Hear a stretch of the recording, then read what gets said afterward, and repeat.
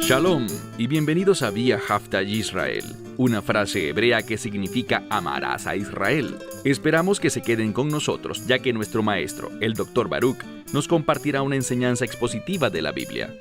El Dr. Baruch es profesor titular del Instituto Zera Abraham, con sede en Israel. Aunque todos los cursos en el instituto se imparten en hebreo, el Dr. Baruch se complace en compartir esta enseñanza en inglés con doblaje al español. Para más información, visítenos en amarasaisrael.org o descargue nuestra aplicación móvil Mi Estudio Bíblico. Aquí está Baruch y la lección de hoy. Hemos llegado al final de la profecía de Oseas. Y hemos visto que esta profecía llama una y otra vez al pueblo al arrepentimiento. La pregunta es, ¿se arrepentirán? Piensa por un momento. Si alguien viniera a ti y simplemente te dijera, arrepiéntete, ¿cómo responderías? Tal vez le dirías, no gracias, o no te entiendo, o ¿por qué tendría que arrepentirme? Y seguirías caminando. Muy pocas personas responderían solamente a ese término, arrepiéntete. Tiene que haber una motivación. Y eso es exactamente lo que esta profecía ha hecho una y otra vez. Estamos listos para el capítulo final, pero hay una diferencia, porque cuando vemos la Biblia hebrea, encontramos que hay un verso adicional en el capítulo 14. No quiero decir que se trate de un verso incorrecto en la Biblia, sino que simplemente en la mayoría de las Biblias este es el último verso del capítulo 13. ¿Cuál es la diferencia? Tenemos que recordar el hecho de que en los textos originales no había números ni de capítulos ni de versículos. Todas las palabras estaban juntas. Pero aquí lo que sucedió es esto. Los sabios de la antigüedad entendieron que el capítulo 14 comienza con arrepentimiento y quisieron incluir la motivación para un arrepentimiento correcto, que está basada ¿en qué? En la comprensión de que viene un juicio. ¿Qué tipo de juicio?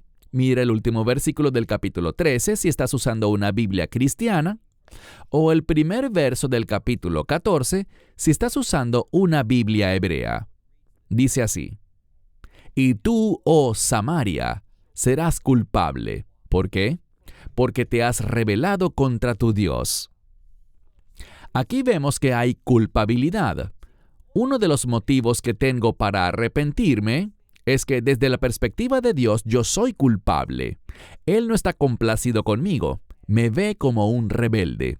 Si le preguntaras a la mayoría de las personas cómo te ve Dios, ellos te dirán, bueno, yo soy su hijo, aunque eso quizás signifique solamente que Él te creó, pero puede que no te vea como su hijo.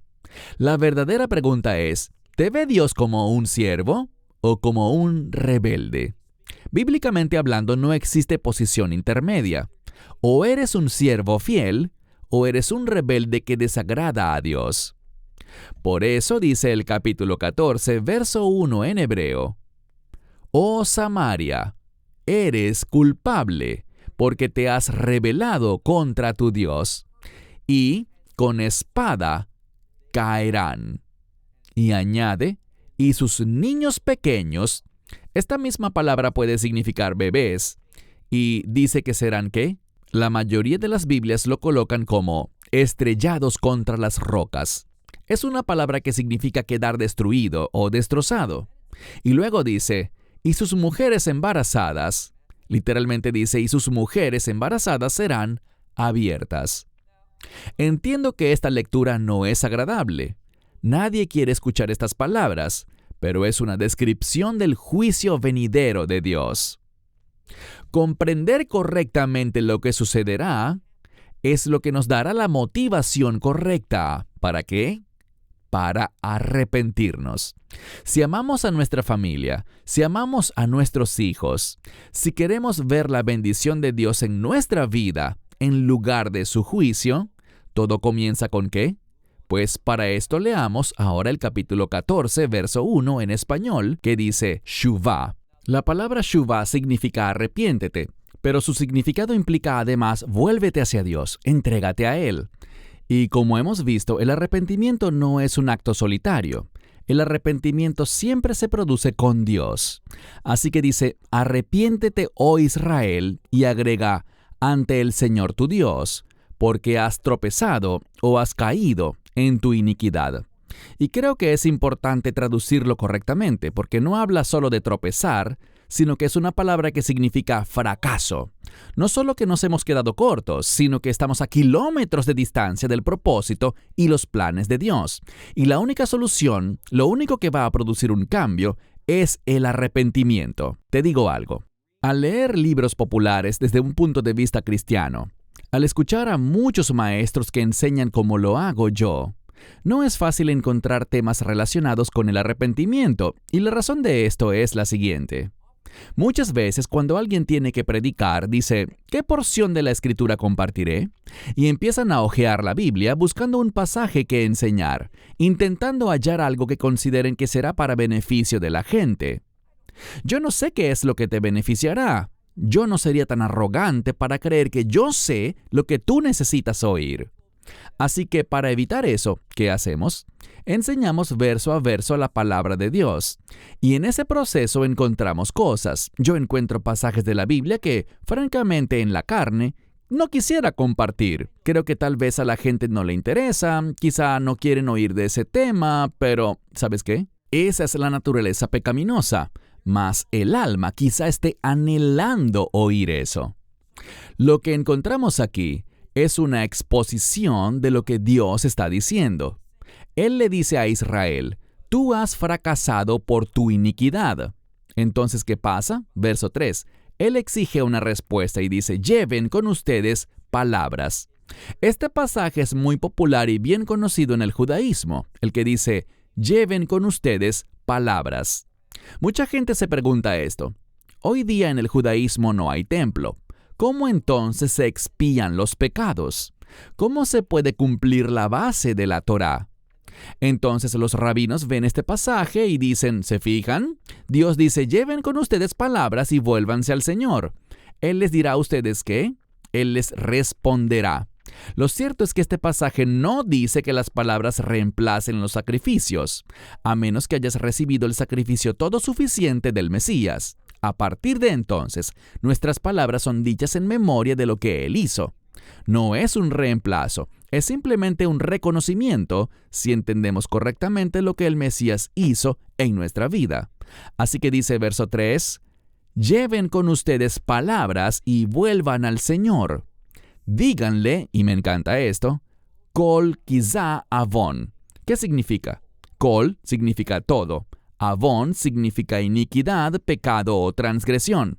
Así que todo pecado, toda iniquidad, ¿qué hará Él? Quizá Él lo levantará. Con frecuencia la Biblia nos habla sobre la carga del pecado. Y mucha gente, sin darse cuenta, hoy en día vive justamente así, agotados, deprimidos. Una de las razones más comunes por las que la gente va al médico es, doctor, no sé qué me pasa, estoy fatigado todo el tiempo, no tengo energía. Y buscan una causa física cuando la verdadera razón es espiritual. Están agobiados por la carga del pecado. Y Dios dice aquí, arrepiéntanse, vuélvanse a mí. ¿Y yo qué? Yo levantaré toda iniquidad. Luego dice, reciban kach tov, reciban el bien. Hemos reiterado en numerosas ocasiones que cuando oyes la palabra bien, ¿en qué debes pensar? En la voluntad de Dios. Si quieres que ese alivio venga sobre tu vida, lo que tienes que entender es que la motivación que tienes para volverte a Dios es que puedas recibir su voluntad en tu vida. Y luego dice, y pagaremos con los toros de nuestros labios. Obviamente, los toros eran lo más valioso entre las ofrendas. Esto quiere decir que tus palabras sean lo más precioso para Dios. Exáltalo con tus palabras. Pero insisto, no se trata de reemplazar el sistema de sacrificios, sino en cambio de transformarlo, algo que solo ocurre mediante la suficiencia de la cruz, por medio de lo que el Mesías hizo por nosotros. Verso 4. Él dice, Asiria. Asiria no te salvará. Sobre caballos, Asiria, sus ejércitos no cabalgarán. Por tanto, ustedes no dirán más, nuestros dioses, obra de nuestras manos, sino que en ustedes, y con esto vamos a descubrir algo, Él está marcando una transición aquí. Debido a que el pueblo se arrepintió, Él está diciendo, ya no van a confiar más en los ídolos. Ya no se van a preocupar más por Asiria. Asiria no los ayudará. Ellos no se subirán a sus caballos para venir en su auxilio. No existe ayuda en Asiria. ¿Dónde está la ayuda? Mira el verso 4. Al final. Dice, porque Vejá, en ti, el huérfano haya misericordia.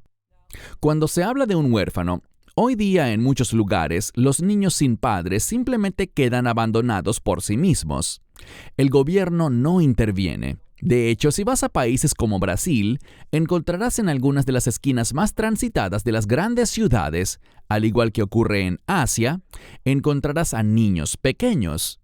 En Estados Unidos, la mayoría de los indigentes son adultos. Hay muy pocos niños sin hogar y si los ves, usualmente están con sus padres en esa situación. Pero en otros países es muy común ver niños indigentes porque la sociedad no se ocupa de ellos. La sociedad simplemente los desecha. Pero Dios no. Dios tendrá misericordia del huérfano y la implicación es esta. Si Él cuida al huérfano, cuidará también de todos los demás. Si Dios se ocupa de aquel a quien la sociedad rechaza, así también se ocupará de todos. ¿Qué hará Dios? Verso 5. Aquí aparece la misma expresión que Dios ha usado antes. Tiene que ver con apartarse de Él. Y hablamos de cómo muchas Biblias lo traducen como rebelión. Antes decía que Israel estaba determinado a apartarse de Él. Tenían esa tendencia imposible de romper, de rebelarse. Pero, ¿qué promete hacer Dios? Cuando nos arrepentimos en espíritu y en verdad, Dios dice, mira este verso, verso 5, dice, yo sanaré su rebeldía, los amaré, ¿cómo? Me encanta esta palabra, es la palabra nidivá, que significa de manera generosa. Si te fijas de cerca en esa palabra y cómo se usa en la Escritura, significa sin condiciones, sin ningún tipo de requisitos. Es simplemente amor de una manera generosa y desbordante, sin otro propósito que no sea la motivación de bendecir. Eso es lo que Dios promete hacer aquí. Voy a sanarte y te voy a amar de la manera más generosa. Y dice, quitaré de él mi enojo. Ya no lo recibirá. Porque yo seré como el rocío para Israel. ¿Y qué le pasará? Y florecerá como rosa, y sus raíces, ¿qué harán? Golpearán el suelo. La palabra aquí es golpear o penetrar. ¿De qué manera? Tal como lo hacía en el Líbano. En el Líbano, esos árboles reciben sus nutrientes gracias a que tienen un fuerte sistema de raíces. Dios está diciendo que lo que Él hará aquí será obrar de una manera que traerá transformación a Israel. Pero ¿dónde comienza toda esa transformación? Comienza en un solo lugar, y ese es en un corazón arrepentido. Así que otra vez tenemos que preguntarnos, ¿qué tiene que pasar en tu vida y en la mía para que verdaderamente nos arrepintamos, como la profecía de Oseas quiere que lo hagamos? ¿Qué tiene que pasar en tu vida para que se vuelva realidad? Y este es un asunto delicado. La respuesta debería ser una sola. Necesito ponerme de rodillas y comenzar ese proceso de arrepentimiento. Porque sé, bíblicamente, que no me arrepiento solo. Solo entro en contacto con la presencia de Dios y Él me guía hacia el arrepentimiento. Eso es lo que diría una persona sabia. Algunos piensan, ¿sabes? Es que no tengo motivación, no sé qué hará falta. Dios sí lo sabe, y Dios puede traer justamente eso sobre ti, y puede que sea algo doloroso, algo que sacuda tu vida. Dios concede arrepentimiento. ¿Cómo? Captando tu atención. Entonces, ¿qué tendrá que hacer Dios para captar tu atención?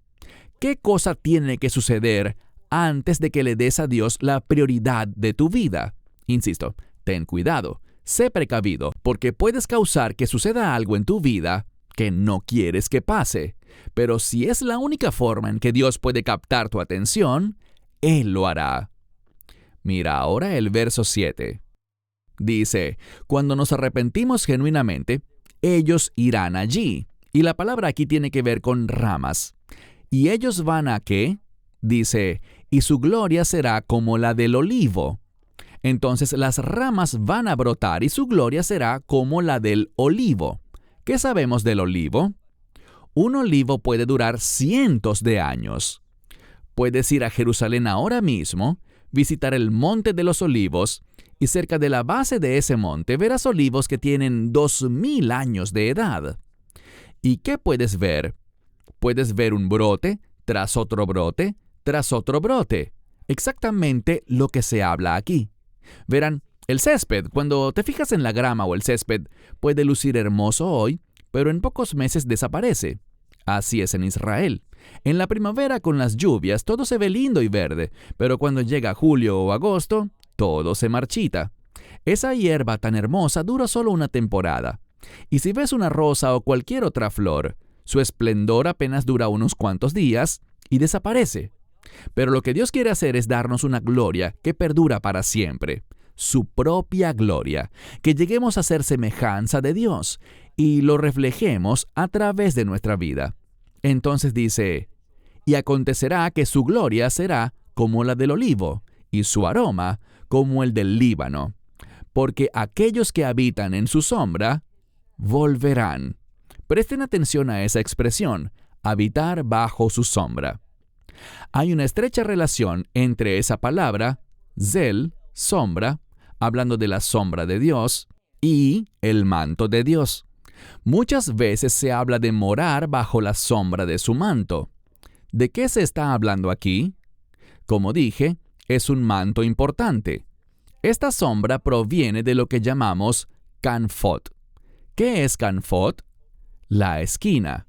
Muchas veces en la Escritura se hace referencia al borde del manto, y esta parte del manto es donde estaban los tzitzit, los flecos que representaban los mandamientos de Dios. Hay una expresión aquí. La enseñanza que Dios nos da es esta. El arrepentimiento conduce ¿a qué? A obedecer la palabra de Dios. Y el lugar más seguro donde puedes estar es en obediencia a Dios. Cuando caminas según la verdad bíblica, cuando obedeces la palabra de Dios, te estás colocando a ti mismo bajo su supervisión, bajo su sombra. Leemos en este pasaje, los que se vuelven, los que se arrepienten, habitarán bajo su sombra, y serán ¿qué?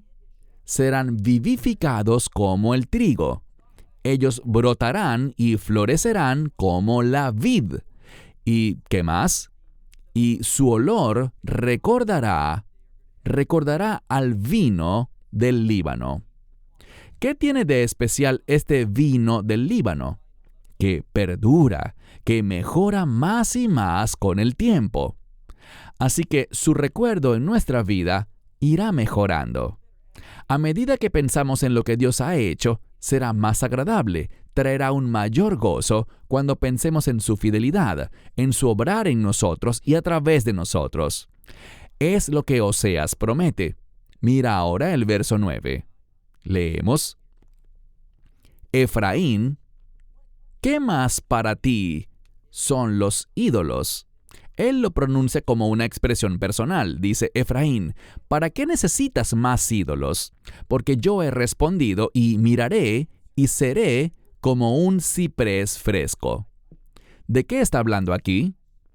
Está hablando de cómo Dios se moverá para traer una renovación, no solo por una temporada, sino continuamente. Eso es lo que significa la palabra rananán, una renovación permanente, un refrigerio constante. Así como el ciprés permanece por mucho tiempo, no solo una estación, sino durante todo el año. Y dice, porque tu fruto proviene de mí, y allí es donde será hallado. Verso 10. ¿Quién es sabio y quién entenderá estas cosas? Esta pregunta no solo es para Israel, sino que es una pregunta para todos nosotros. O sea, vamos a mirar estos 14 capítulos de la profecía de Oseas y vamos a responder, a obrar conforme a la sabiduría de Dios. Esa es la pregunta. ¿Quién va a ser sabio y responderá a la verdad bíblica de un modo que demuestre que el poder de Dios se libera en su vida? Mira de nuevo el verso 10. Pues, ¿quién es sabio y quién entenderá estas cosas? Y usa la palabra navón. Esta palabra navón tiene que ver con alguien que es perceptivo. No me refiero a una cualidad intuitiva. La percepción se refiere a prestar atención. La percepción, de acuerdo con la Escritura, siempre es resultado de conocer la verdad bíblica. Verán, Dios nos dice en muchos lugares de la Escritura, velad o estén vigilantes. De hecho, uno de los contextos más comunes donde aparece esta palabra, presten atención o estén vigilando o velad en la Biblia, es en los últimos días. Cuando él habla de una persona perceptiva, habla de gente que está atenta al acontecer mundial, prestando atención a los eventos proféticos que ocurren y que podamos ser perceptivos en cuanto al tiempo y la temporada en la que vivimos. Y si vivimos así, ¿sabes qué? Vamos a entender la gran necesidad de arrepentimiento que hay. Entonces dice, ¿quién entenderá estas cosas? El perceptivo las conocerá, porque él, hablando de Dios, porque sus caminos, los caminos del Señor, son yisharim, son rectos. Esta palabra yishar puede significar derecho. Este es el mensaje del texto. Cuando empezamos a andar en los caminos de Dios, Él nos lleva sin desvíos, sin atajos. ¿Nos lleva a dónde? A donde Él quiere que estemos. Solo teniendo percepción profética, podremos caminar en los caminos del Señor y descubriremos que sus caminos son rectos. ¿Qué significa eso? Que ellos nos elevarán, es decir, que nos darán una perspectiva nueva y diferente. Cuando caminamos rectamente con Dios, como dice Pablo, estaremos siguiendo ese llamado de arriba, viendo las cosas desde su punto de vista, y no desde el punto de vista del mundo. Ese es el fruto del arrepentimiento. Nos da una manera distinta de ver y percibir las cosas. ¿Y quién hará esto? La última parte del verso dice, los sadekim, es decir, los justos. Entiende esto. Bíblicamente, siempre que se habla de arrepentimiento, y así comenzó este capítulo, siempre que se habla de arrepentimiento hay una conexión con la justicia. ¿Por qué lo digo? Piensa un momento en Juan el Bautista. Él habló de arrepentimiento. De hecho, podríamos decir que el ministerio de Juan era un ministerio de arrepentimiento. Y cuando la gente venía, ¿qué les decía? Él les decía, den frutos dignos de arrepentimiento. ¿Qué tipo de fruto es ese? Si ves la Escritura, se trata de frutos de justicia.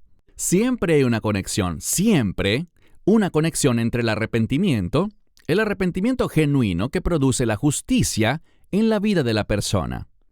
Él está hablando aquí a un grupo de personas y les dice, los que son perceptivos van a tomar decisiones correctas. Tomarán decisiones que harán que sus vidas reflejen el carácter de Dios y por lo tanto serán llamados justos y andarán en ellos. Pero se trata solo de un remanente. También dice este pasaje, mas los transgresores, ¿qué harán? Los transgresores van a tropezar y caer. Lo que tenemos frente a nosotros es una elección. Cuando leo la Escritura, lo que veo una y otra vez es que Dios le presenta opciones al pueblo. O bien vas a ser alguien a quien Dios considera justo, por supuesto justo a causa de la justificación del Mesías, debido a la gracia de Dios.